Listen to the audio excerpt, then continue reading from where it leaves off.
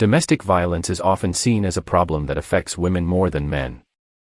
However, this is not the case in Jamaica, where an estimated 40% of men are battered by their women and suffer in silence.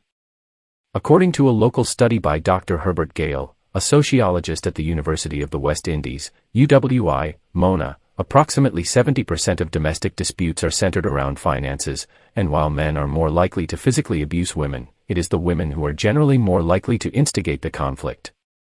One of the reasons why men are less likely to report or seek help for domestic violence is the stigma and shame associated with being a victim. In a patriarchal society like Jamaica, where masculinity is defined by strength and dominance, men who are abused by women are seen as weak and emasculated. They may also fear losing their reputation, their job, or their children if they speak out. As a result, many men endure the abuse in silence, hoping that it will stop or that they can cope with it. However, domestic violence can have serious consequences for both the victims and the perpetrators. It can lead to physical injuries, psychological trauma, substance abuse, depression, suicide, homicide, and other forms of crime.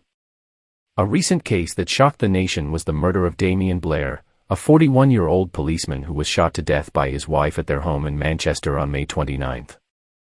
According to reports, Blair and his wife had a history of domestic disputes and he had filed for divorce.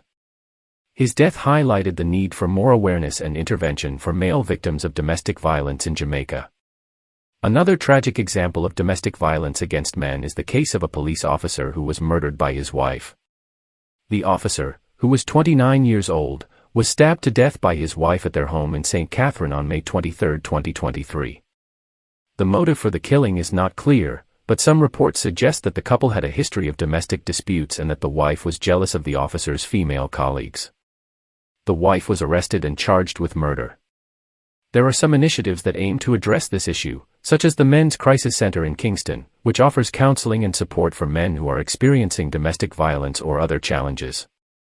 There are also some laws that protect men from domestic violence, such as the Domestic Violence Act, 1995, amended 2004 by the Ministry of Justice, which is gender-neutral and covers use or threat to violence against spouses, visiting partners, common-law partners, children, or dependents of the household.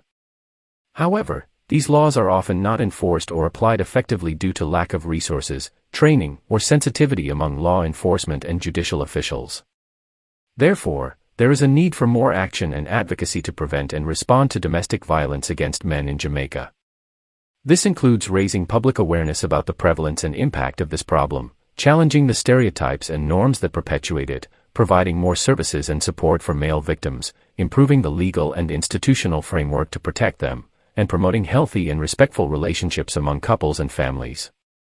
Domestic violence against men is not a private matter or a joke, it is a human rights violation and a social issue that affects everyone.